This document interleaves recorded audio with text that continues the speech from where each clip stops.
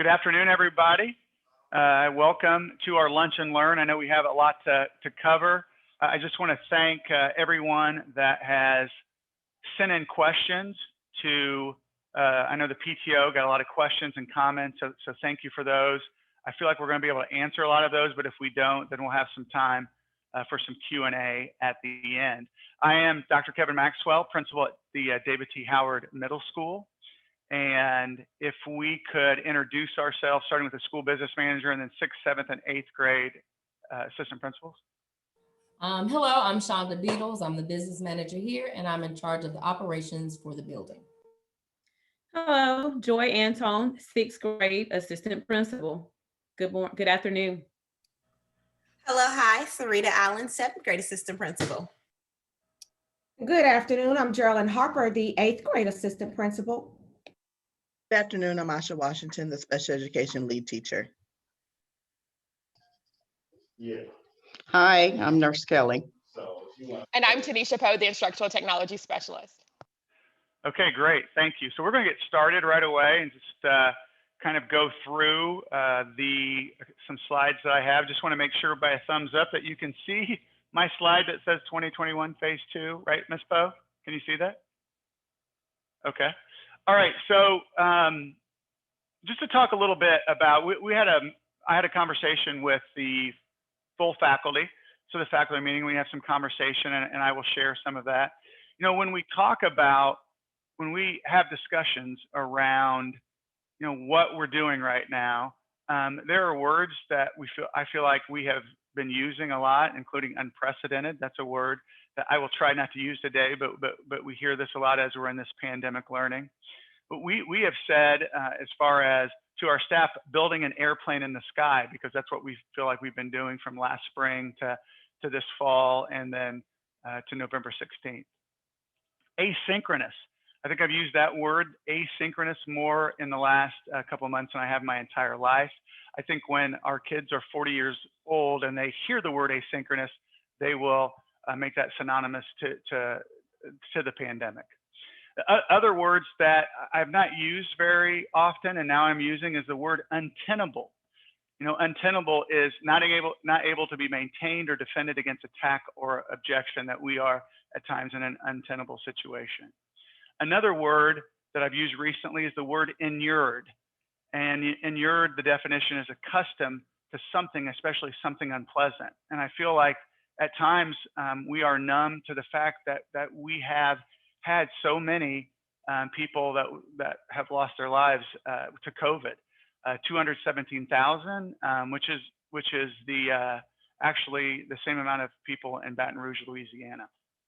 And so we are in this pandemic, and we are trying to, as a staff and as parents, as students, we're all trying to work together to provide the best education possible to these students, to our students. And so it's just some important dates as we go along.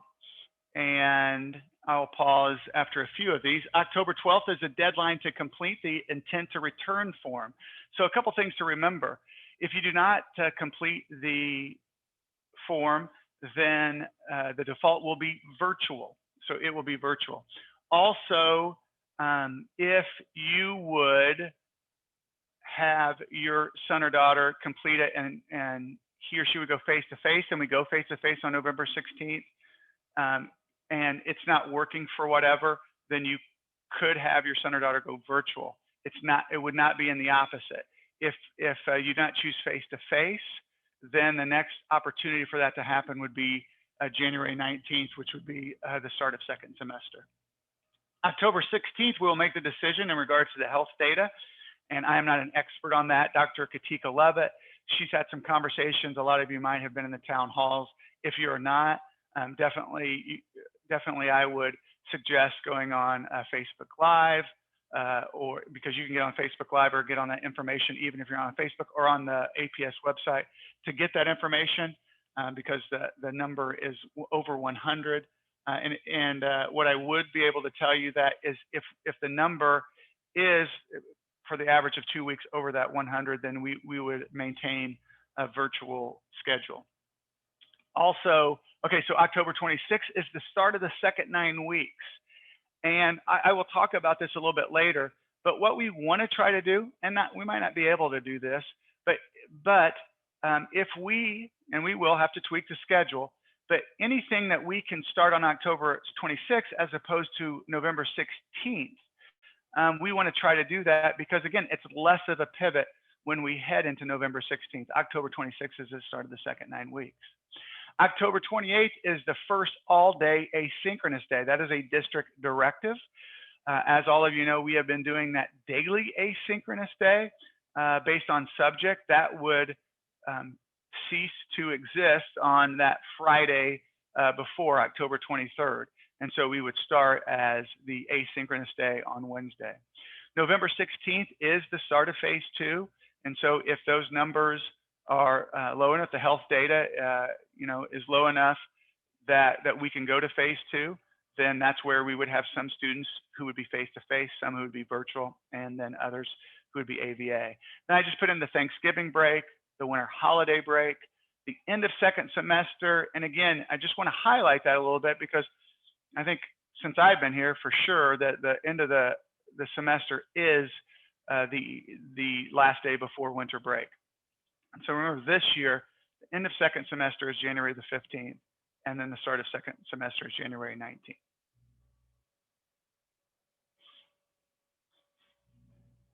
Okay, so the David T. Howard staff. I know we've had some questions around, the staff that are coming back. I want to have a conversation with you because we have been able to, as a leadership team, have some conversations with teachers, and also they talked to us about how they felt in the full faculty meeting.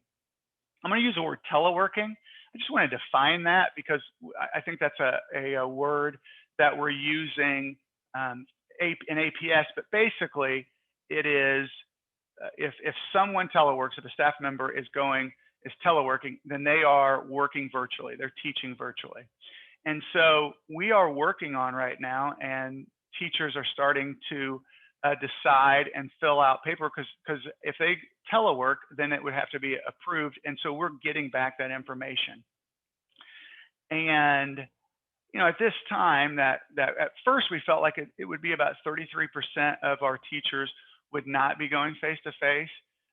We feel like that number will be closer to 50%, and we will not be able to know, the number or who that would be,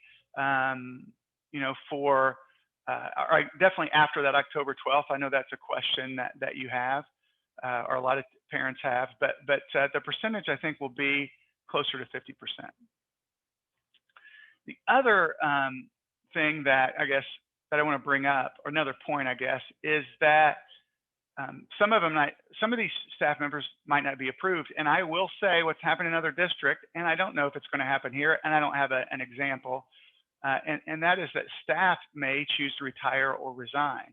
And so when we talk about if teachers are going to change, that is a factor or something at least to bring up, because it could be a reason why teachers may change. The other issue is the other conversation I want to have, and I would be remiss to not tell you how they're feeling right now, which I think you would understand, and you probably would have guessed. But I have over 100 staff, so I'm obviously not going to speak to all of them or for all of them. But I would safely say that a majority would describe coming back that they would be apprehensive, scared, anxious, worried, stressed, which is actually how they felt. I think about this, it's actually how they felt at the beginning of the school year working virtually.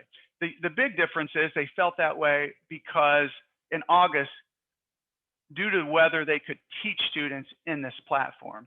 And now it's around keeping themselves and students healthy and safe. I think that's how I feel, or how we all feel, because that's what we want to try to do, that we must do. And they've had personal experiences, like I'm sure all of you have had, where family members or friends have had COVID, or they've lost their life. And so, obviously this is real, and it's affecting them. The David T. Howard students. So David T. Howard students, I just want to give you some numbers. We've had some questions around that, and that is that the students, the parents and / students who have chosen face-to-face is right now at 297. Virtual is 210, and the the parents who have not completed it are 661. And so that is actually real time, and it gets updated every 10 or 15 minutes. And so we are hoping, and we'll do the push, and hopefully, I know a lot of you are waiting until after we have this conversation here on what to do. And if some of you were listening to Go Team, and we had some conversations about that, including 3 of us who have children. You know, for me as a principal, I have a son, and at first I thought, okay, I am going to want to make sure that he is in school if he wants to. We have some conversations because of how that might look. But then listening to the school board about the wants and needs, which a lot of you have, is I thought that, and a few of us thought that, and again, made the point, the 3 of us on the Go Team, that we are going to have our students, our children, work virtually, because then it would be less, and it would be an easier way to social distance. And so, you know, I changed that, and I'm just using that as a personal story to me, but understandably, you have, it's all personal as far as how you're thinking about that, your experience, what's happening with you as far as work, home, all of that. And so just wanted to share that. So the learning models, conversation around the learning models. I just want to give you some examples. And so, for instance, the first example on the list is pre-pandemic learning versus spring virtual learning last year. And so I think everybody would agree that pre-pandemic learning is stronger. It's better teaching. If you look at teaching and learning, it's better if we could learn like we did face-to-face pre-pandemic. If you look at the second line, it says spring virtual learning 1920. So that was last spring versus virtual learning now. And I think everybody would agree, or most would agree, that what we're doing now is better than what we did in the spring. And a lot of reasons for that. Our teachers are more experienced at it. Our parents gave excellent feedback last year and at the beginning of this year. We've tweaked the schedule to support our connections teachers who with advisory had 1.7 classes, so that's less classes for them and a longer class period. And so we've done that really well. And then the last line is the virtual learning now versus the face-to-face virtual learning in November 16th.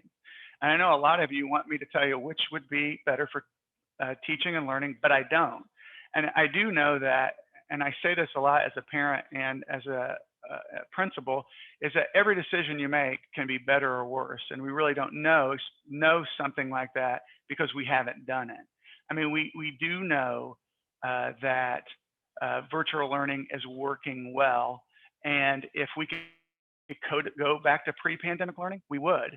But we also know that pre-pandemic learning will not, that face-to-face learning November 16th will not even come close to what it was like for pre-pandemic learning. And we're gonna have some conversation around that and let you know what we're doing. I apologize ahead of time that we don't know precisely what we are planning to do from a schedule standpoint, because again, we have to get some of that information, more information from teachers, from students. And then we're also listening to our teachers about what that schedule looks like. And so that's what we're going to talk about next.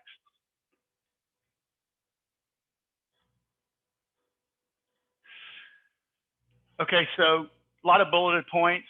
First of all, that the schedule will change. And so how will that schedule change? And again, we're looking at this right now.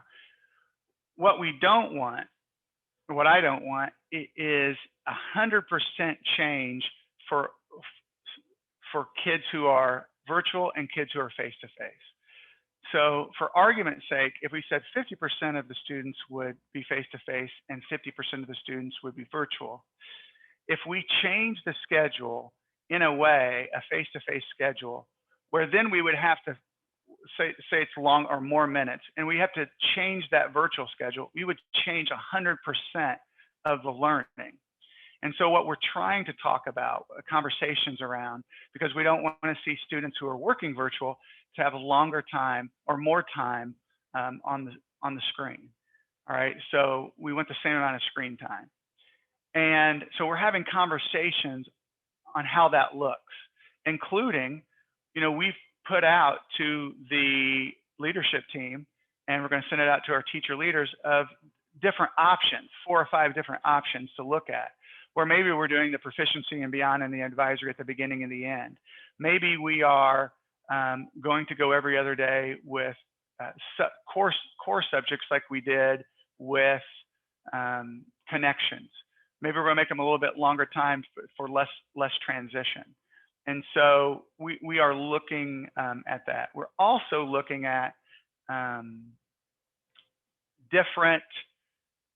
different types of learning. And so for instance, and I'm just making sure that I don't have another slide. All right, so that's my last slide. So there's really 3 different types of learning that you could do, 3 main types. So one would be, you would have all of the teachers are teaching virtually, then teach the kids who are have signed up virtually. And so they've chosen virtually. And all of the students who are face-to-face then work with the teachers who are face-to-face. But the problem is, that's in a perfect world, that would mean you have to have the even amount of connections teachers, 6th grade math teachers, 7th grade social studies teachers. And so you have to change a lot of teachers. And I feel like the majority of not only teachers, but parents do not want to see their child change teachers, especially 12 weeks into the school year. Then you have the word simultaneous learning, which many teachers, when I say that word, depending on the definition, that they are definitely apprehensive, nervous, scared about doing that type of learning, because that's trying to teach to students who are face-to-face and virtual at the same time. And we have seen through exemplars from their colleagues in different districts that they've struggled with that. So then it comes to the other type of learning would be a learning where there is not a lot of transition, and basically we are teaching virtually whether the student is face-to-face or virtual. And there might be, for instance, a teacher in that room that supervises those students, but not necessarily teaching those students, might be teaching the students during their math time, if that's the teachers, all the teacher students, but more likely they would all be working virtually and have some type of supervision. Either way, if there's a teacher in the classroom and students in the classroom, and I go back to it not looking like pre-pandemic learning, the teachers will not be walking up and down the aisles. I mean, proximity is a really important part of teaching students, but that would not happen. Students getting up in front of the class and, conducting a speech or writing a problem on the board, like those kind of things would not happen. And if you look at the last example of the virtual learning, whether you're face-to-face or virtual, that's probably going to be the best way to not have any teacher or schedule changes. And so that it was a whole lot in my first bulleted point of changing the schedule change and the change of teachers. I'm just going to pause right there. I should have paused after every slide, but Any more conversation from my colleagues around the schedule change or the teacher change? Any clarification? Okay. So the other bulleted points, and it is 12:21, I had to check because, you know, I did only want to spend about 30 minutes on these slides to try to answer a lot of the questions, but then to get to some of the questions that you may have now. Obviously, no lockers, the masks are worn at all times.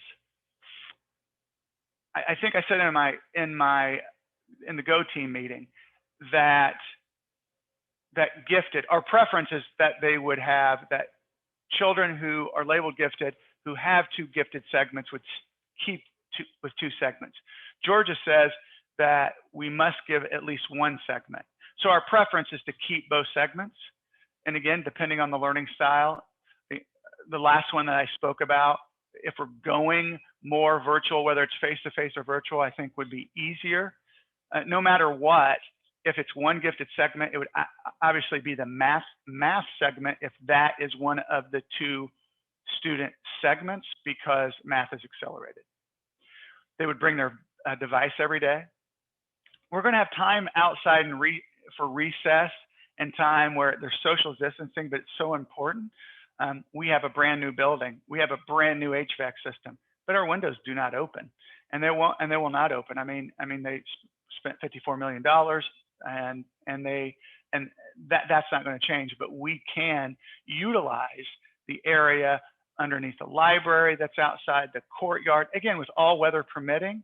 And so anytime that we can use the outside, we will. Breakfast and lunch will be in the classroom. We're working, this is the time to pause and talk about not just breakfast and lunch, but if we have to supervise students, you know, one of our conversations is even having the teacher have the desk in the hallway and looking at 2 classes, depending on the number of teachers and the number of students. And maybe that would be a great way to spread out also when we're doing breakfast and lunch or providing breakfast and lunch.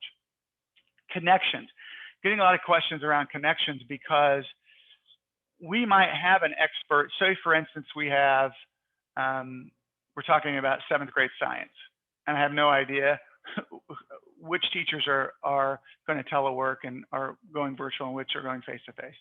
But you're going to have an expert or 2. Say you have 2 who are face-to-face and 2 are teleworking, you're going to have an expert. The problem with connections is you only have 1 expert in art or in band or teaching Latin. And so not only, I mean, we can teach virtual, again, if we talk about that last model, but we will need to supervise in some way. And so that's one of our hurdles, because we must have our teachers planning. So all of our 8th grade plan at a certain time because there's connections classes. And so we have to make sure there's supervision. We're going to, I think, at least get 2 permanent subs, which is good because they're going to be the same subs each day. We do not want to have different subs in the building. And so that's why I put connections and planning. Also, I just thought I would let you know, because this might be a question, I think this question was asked earlier, and that is whether it's a 504 or IEP meeting. I mean, we're going to meet like it's virtually. The parents won't be able to come into the building, but we're not going to go into a room and Miss Hall Washington, who is the special education lead teacher, and bring all those teachers in. We will do that virtually. We have teachers who are doing transition to teaching, where they have to be actually a person from like the Georgia TAP program has to evaluate them. They have to go in, and so that won't happen. They will do that virtually because we are going to minimize anyone, adults or students, definitely adults, because the students who are in there should be in there, but the adults will not come in, not unless they are a part of David T. Howard, the David T. Howard staff.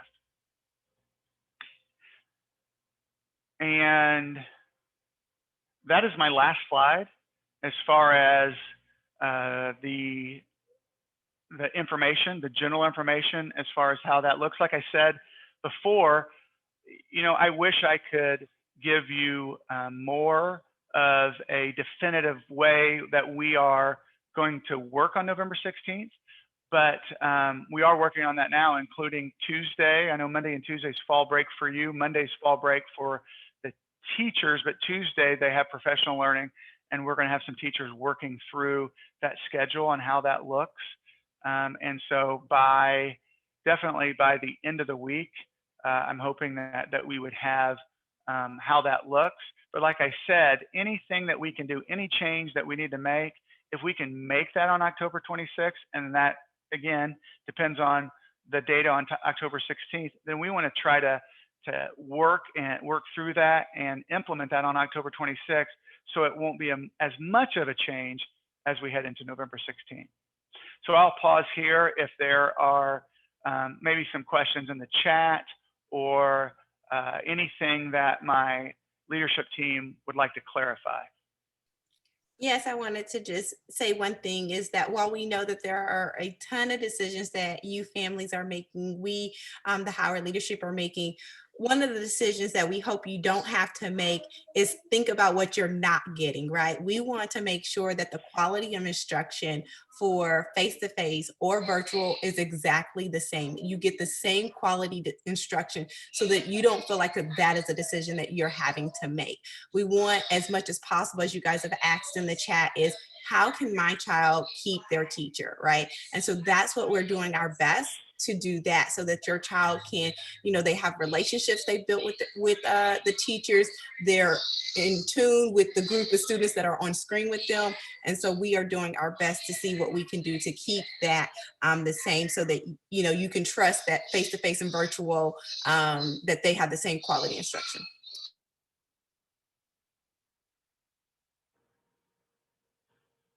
Ms. Poe, I don't know if you've been looking at the chat and to see if there's questions. Yes, I've been monitoring.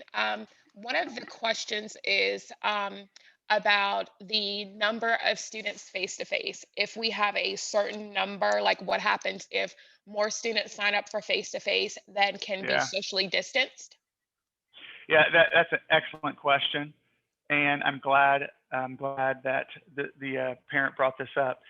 So if we cannot social distance, then school by school, we will have to figure out a different plan and make a little bit more of a pivot to more of a hybrid model. And if you have been following this from the get-go, then you would know that at first it was that pre-K to 2 hybrid model, AABB. So that's something that we would have to do, that we would have to do something like that because we must. The non-negotiable is that we need to be able to social distance in the classrooms. And so some of our classrooms actually, because the building was built in 1923, and it's interesting how the high school was built. Well, that was actually an elementary, but at the same time, Inman was built and it was an elementary also. And so, I think teachers would tell you that the classrooms at Inman were a little bigger overall. We have some that are 750 square feet, some are 703. I mean, it's just how the building was built. And so that's one thing that is my ask, and that Ms. Beatles and I are going to do, is start looking at that with a couple teachers and look at, how many can safety, or I guess the 6 feet apart and can social distance in the classroom. And while that's going to be a little bit different, I don't like, it could be 10, it could be 12, or around 10 to 12, that we want like an exact number so that we can see once we multiply that out and with the rooms we have, how many would cause basically a problem where that we would have to pivot again into more of a hybrid. I mean, at this time at 297, if you just say it's 300 kids, 12 to a classroom, that's 25 classrooms. So that's definitely doable. But if I could probably, with a little math, give you the exact number, or Ms. Beatles can, but we're definitely under that right now. Okay, another question we have is around the equality. Like, will a child that comes face to face get more better education opportunities than a child that comes virtually, or will it be equal?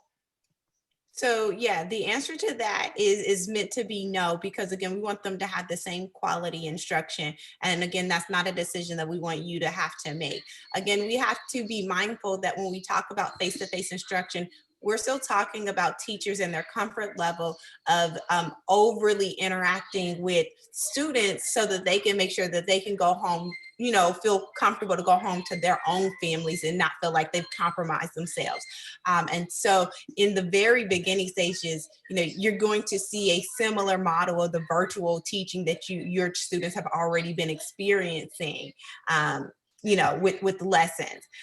You know, CDC definitely tells us that students should not share anything, right? And so when you talk about group work, you can't be 6 feet apart, you know, working with the parent and those type of things.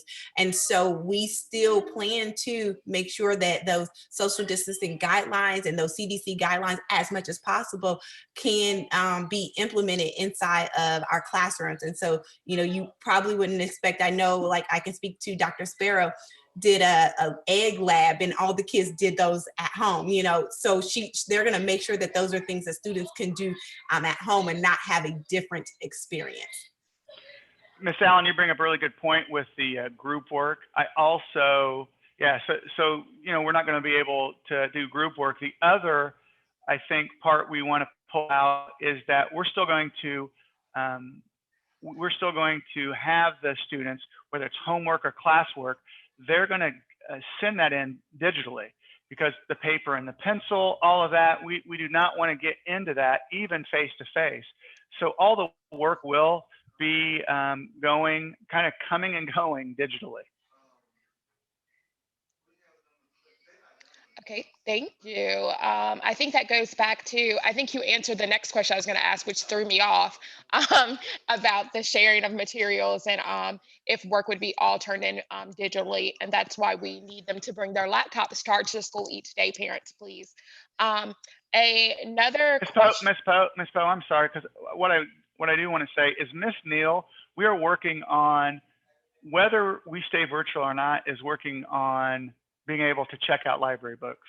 And so we have ways that we're going to do that. So on October 16th, I mean, I would say definitely by October 26th, that we're going to be checking out library books somehow, whether it's curbside, and then even face-to-face, if they are face-to-face, using CDC guidelines. If you check out the books and you actually bring them back in, as long as there's like 72 hours, then you can reshelve those. So we're working through that. Whether it's virtual or face-to-face, because I think I've seen that question before, but we're definitely going to work towards, getting those library books out to kids. Great. I see a question that says, are teachers being resurveyed by APS, and how will you know which teachers will return to the building and how that might impact any teacher changes?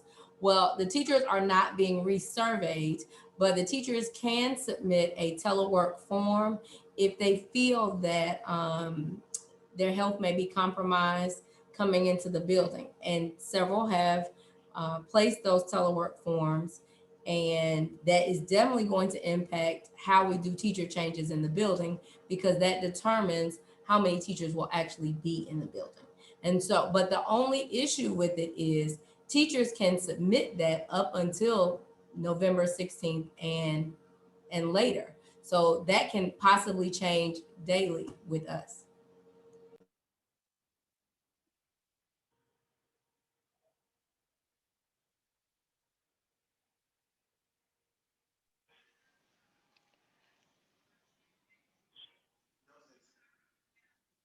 Okay. Ms. Allen, do you see the ones about gifted math? Will the segmented for gifted math be the same one class for virtual or face-to-face? Yes. So again, as you can see, because it kind of goes with the question about, will we do a lot of class changing and things like that, that for the most part, we expect to do where it's a virtual learning experience, in the building, and that's going to allow us to keep the schedule the same, which means the class, the core, the segment, all of those things, the students that are in the same class with you or with your child, they can keep that the same as when we do this focus on virtual learning method. And I forgot to answer this question, and that is about music, because I think there's some question about band instruments and about singing. And I will let you know, so the professional learning that's happening on October 13th, the connections teachers, most of them, they are going to the district professional learning where they're having conversations around that, where there's a specific type of mask for band.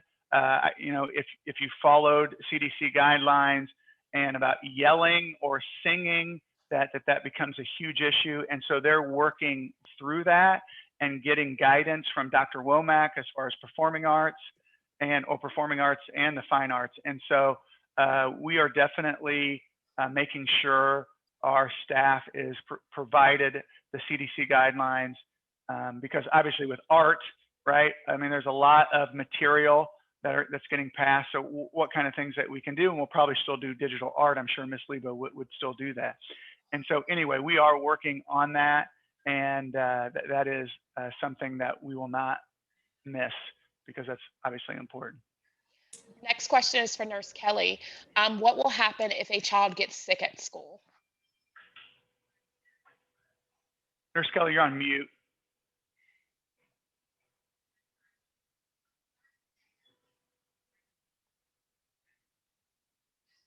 Oh, I think.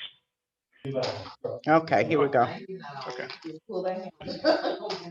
Teacher will send the student down to me and I would do a full assessment because it's going to be flu season, allergy season also.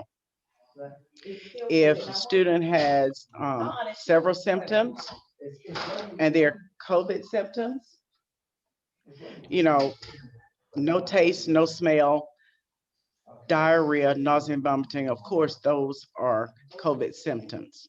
But you can have a runny nose and a sore throat, and they don't have to be COVID. So what I'm going to do is assess the symptoms and notify the parent. Not every, and if we do have one that has a lot of positive symptoms, we have an isolation room or a care room that student would go into until the parent can pick them up.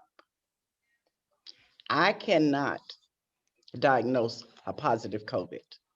That has to be done by a physician, you know, after the test is done. But we can't isolate a student if they're not feeling well. They all would not congregate in my office either. I'm just saying. Of course, I have on my PPE. I mean, you know, if I have to, and if I have to work the isolation room, then I will. Then somebody have to work the clinic. But it's going to be the same process. If a student is sick, they get a pass, they come to the clinic. Okay. There's a question that asks, will activities return face-to-face? If so, can we participate in activities face-to-face if we choose virtual learning? Well, we don't know yet if activities will resume as far as sports and those type of things. If they do, any child that's virtual can participate in the activity, whatever it is. Doesn't matter whether you're face-to-face or virtual. If we have the activities, all children can participate that are enrolled at Howard. Can I say one more thing, guys? Yes, Nurse Kelly, of course. Parents are expected, I hope, to self-monitor their kids because no kid should be actually sent to school sick, period. And that's for the staff also. You know, if you're not feeling well or you have a fever of 100.4, and I know you want to be here and you think you need to be here, you just can't be here. You're going to have to self-quarantine yourself. So I hope that parents take that into consideration about, you know, self-monitoring their students, their kids. All right, that's it. Thanks, Nurse Kelly. And there are 3 care rooms, and I just found this out too. So we have 3 care rooms, 6th, 7th, and 8th that we will help with, like the grade level leadership. We'll be helping with that. And actually just found out today, and this is one of the reasons why we're doing the lunch and learn now. I know there was some question about why so late, but I had a principal's meeting this morning, and so I just wanted to be able to answer all the questions I could. But we actually on the care team rooms, or the care rooms, that we could have cameras actually, and so like we have an assistant principal right outside that care room, and that they could monitor that and check on them, just in case we have more than a couple. So anyway, just good to know there. There's a question that asks, are we still going with the idea of distancing 5 to 6 feet apart idea when we now know it can travel further and stay in the air for longer? Well, let's first say we're going to attempt to be 5 to 6 feet apart. Depending on the number of students in the classroom, that may not be possible. We're going to try as much as possible to keep children at least 5 to 6 feet. But if we have more kids in a room, then we can't distance 5 to 6 feet away. And again, right now we can with 10 or 12 to a room. I mean, I think the other part of it is, working with middle school kids to keep them 6 feet apart at all times. And so again, that's a great question from a district level. I mean, what we are hearing from the district is that 6 foot distance. What about kids wearing masks, right? Everybody will have a mask on. Yeah, so that Okay. is that's definitely a non-negotiable. It Okay. is a requirement that they wear masks. Everyone wears masks at all times. And there'll be a lot of masks for them daily that they can use. And so we'll definitely have enough masks. I know some students have masks already and they want their certain mask, that's fine. But yeah, we will definitely have masks for. And I also students. have masks in the closet too. So I have extras. Okay, that's good to know. Another question talks about how will we ensure that students are being engaged? Like, are we going to make making more engaging and interesting lessons when they are face to face? So our current strategy, as we work to learn how this all works, will be to continue the level of engagement that you see now through our virtual teaching model. So that is what we're going to do. But a part of the schedule, we are looking at how kids sitting in the classroom for certain minutes of time, do they need to get up?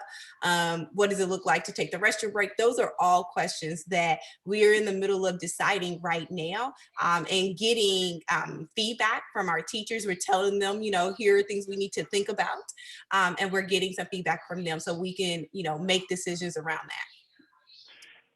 And to go along with that, like brain breaks, like you have your brain break at home. And so the brain break at school will look a little bit different because, we will definitely be able to monitor that and have different little lessons or making sure that they're moving up and about. And so that's where I think, again, if we're heading towards that, and I told you there's 3 models, and probably the most likely is that model where we're all virtual, whether we're face-to-face or virtual, that the differences you're going to see is at lunchtime and during those brain breaks. But like when you were in science class, it's going to look a lot like what science class looks like now.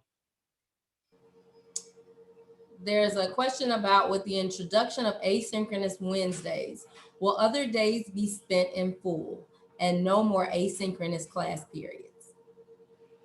Yeah, at this time, though, we have some flexibility. I think we've all really, I think if we had to vote, both staff and students and parents, they would take the asynchronous, just a class or a subject a day. Right now, they're telling us it has to be on those Wednesdays. The only problem is to shift and stay where we are is that that could affect parents, families who have children at a Grady or at a elementary. And so, you know, I would go on a limb here, and I'd like to kind of continue with that. But at this time, it would be those Wednesdays. And if it is those Wednesdays, then Monday, Tuesday, Thursday, Friday would look like what we did before the asynchronous, those first 2 weeks of school, where we would have all four core subjects. Now with connections, we would most likely continue with that every other day, but we would not have that asynchronous every day. It would just be that Wednesday. There is a question that says, how will we protect children who ride the bus? Social distancing, and will you be specific based on CDC guidelines to make sure that everybody wears effective masks properly? Yes, for sure. I mean, that's one of the things that we will do in an advisory the first day is to make sure that everybody's wearing a mask properly. The transportation will be harder.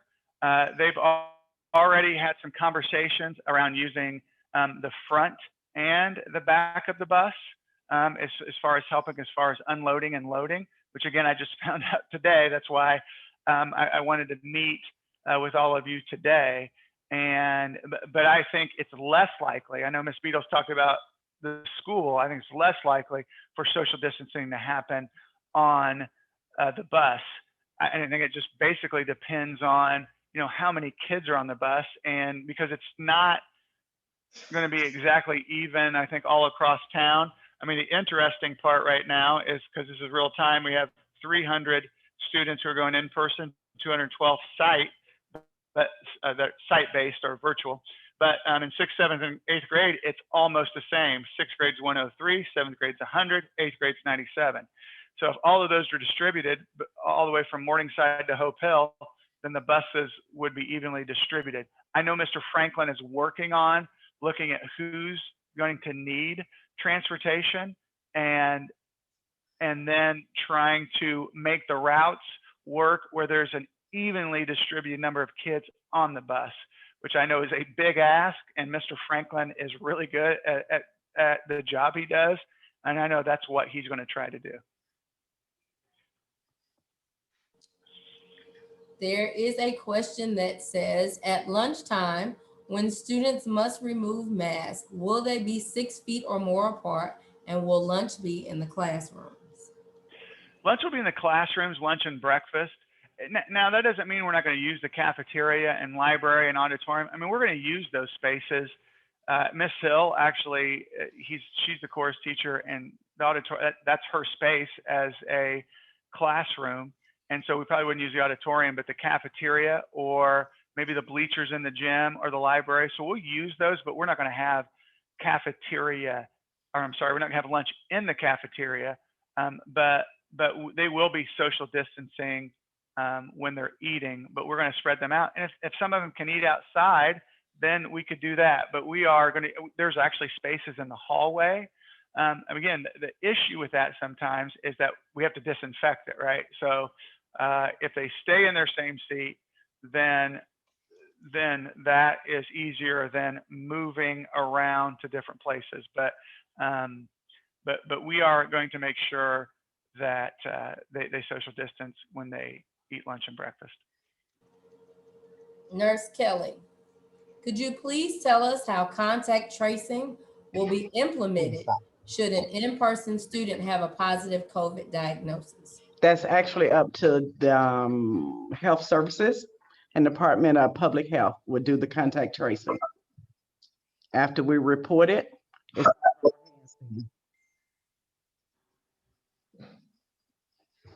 Thank you, Nurse Kelly. You're welcome.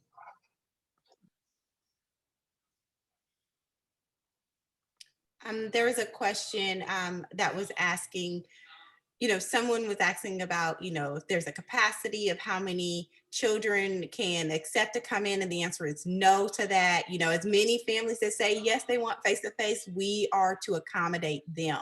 But it was also feeling like from the vibes of the question, they were saying that, parents were just saying, is there any way, again, to limit it? We can't limit it, but Jason Estevez from the APS Board of Education. He says, we're really asking parents to think about need versus want, right? So when we think about coming into the building, it sounds like a great idea, potentially. When you think about how school was pre-pandemic, right? We think about that and we all hope for that. We, good Lord, pray that that can happen one day soon, right? But right now, Dr. Maxwell clarified for us that that's just not what our face-to-face will look like. So we're asking because we're asking families to just really consider, does your child need to come in, right? Do they need the lunch every day? Do they need someone to assist them? And we know that teachers aren't probably coming that close to them, but is coming into the building going to put them in a more academic mindset, right? Those are the things that we ask families to consider versus just the want, right? Because we know one of the things we think about school, we think about socialization. Well, this is called social distancing.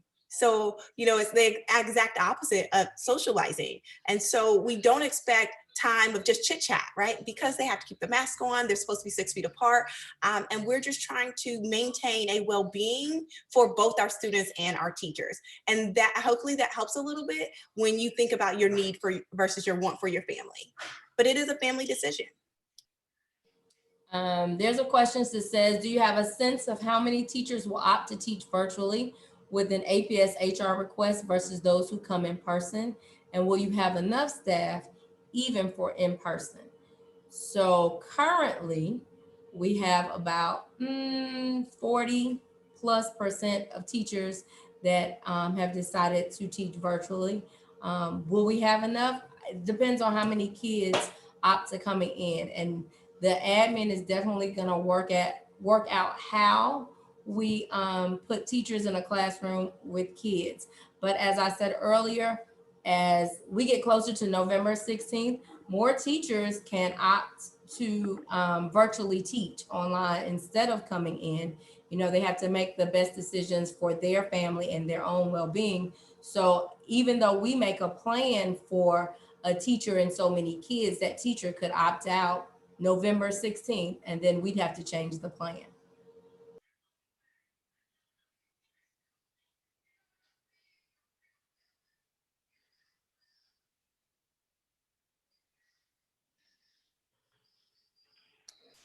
I don't remember, but did we answer the contact tracing question? I apologize. Thank you.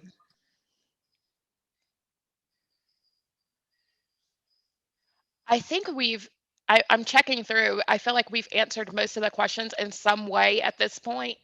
Maybe not that exact one, but like very similar. But Miss Beatles, I know you're still combing through as well. Is Miss anybody Hall, coming through the Allison, I'm sorry, the email from the PTO? I'm just making sure also.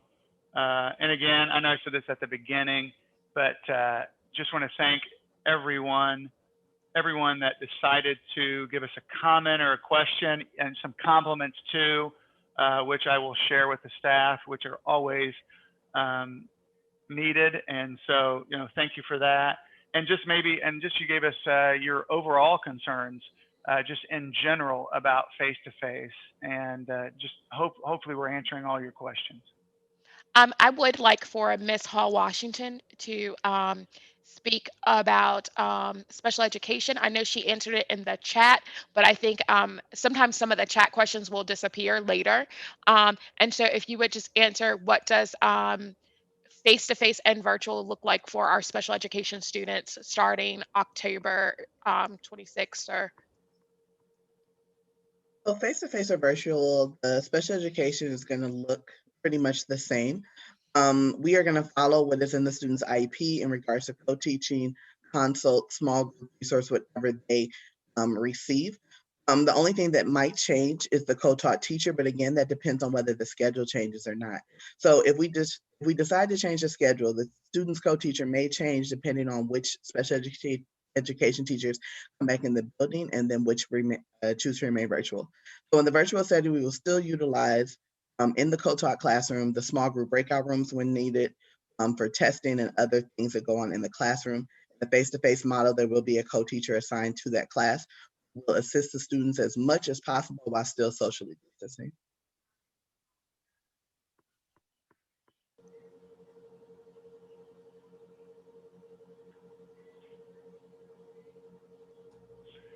Anything else, Ms. Poe, No, I or think anyone else? I'm checking those documents right now to double check. And Okay. I didn't hear this one answered, but it was just, could we create a day in the life of to a student presentation? When we put out our whatever schedule we pick, it will be a schedule that says, you know, what it looks like to be face to face and what it looks like to be virtual. Again, you won't have that before your Monday, October 12th day. So we want to be very clear about that. That will just come later at some point as we prepare for our families to come, our students to come into the building. But we will say, like, it'll say breakfast in class 1, and then it'll say breakfast at home, language like that. And we're trying to be as neutral as possible with this, because like we said, it's a personal decision. It's a family decision. I mean, I think I said this at the last Lunch and Learn, like whatever they decide, the district decides to do, that we feel like we will be ready, and we are going to do an outstanding job. We felt that last spring that we did as well as anybody. We feel like what we're doing now, we're doing this as well as anybody around. And if we have to pivot to another model, then we're going to do this very well. I do want to let you know that, remember, if you have already decided but you want it to change, you can make that change, whether it's from face-to-face to virtual versus face-to-face. And we haven't really talked about ABA, but that's kind of, if you're, I mean, ABA, which I got that question, but basically you don't have a teacher, and it's basically just working on lessons in front of a computer, but without that interaction with teachers. But you can change, and all you have to do is go back to that. And I just know, because I did that, and then actually when I went back, it even showed what my decision was, which was face-to-face, and I was able to move that to virtual and then press save. So you can do that. Anything else? I just want to make one final comment, just making sure, Ms. Poe, There's anything one else. other thing was about, and I can go ahead and answer it for you. Yes, there Yeah. are water bottle stations in the hallway, but your students can't use water fountains, so they would have to bring a water bottle for that. They also want to know about staggered bathroom breaks and hall usage. Will that be staggered? And we've already told them that they will eat in the classroom. But yes, my assumption is bathroom breaks and everything like that will be staggered. They'll be staggered for sure. And I will say, just to clarify, ABA, you do have an ABA teacher to contact for support, but it does look differently than what we're doing virtually. I would like to say there was a concern that was posted in the comments about, if kids are coming face to face, would they be able to get the help that they need, because they may be struggling virtually. But do know that if the kid is face to face and they have been struggling virtually, the teachers will be there to assist them with their struggles, because they were struggling virtually. And do know that we also have an intervention extensions block of time that will be carved out during every day, where we are doing just that, helping the kids in the areas that they need help with. We're doing that right now, and it's during our advisory block. We call it PNB, Proficiency and Beyond. However, one of the biggest struggles that we're having is kids not attending that block of time. And so if those kids are in the building face to face, they will be getting some assistance that they need in the areas that they're struggling with. So we do want to make sure we clarify that piece.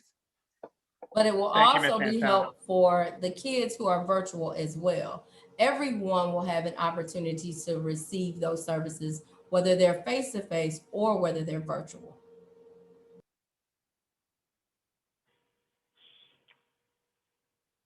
Thank you. Anything else from the leadership team?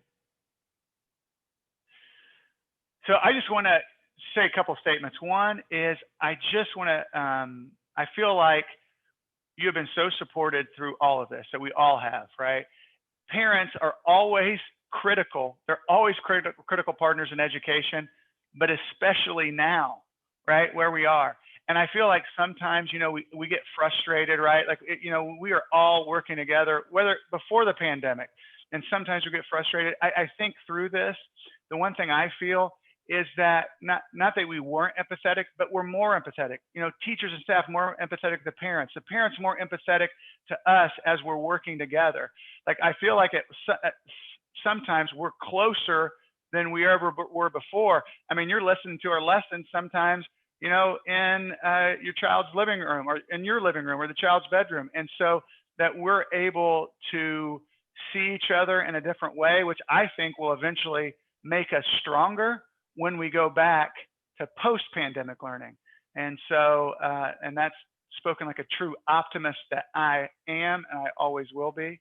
And so I thank you for being on here, and to any of the parents who did not see this, it will be recorded. I mean, it's recording right now, and it'll be up right away for anybody else to view.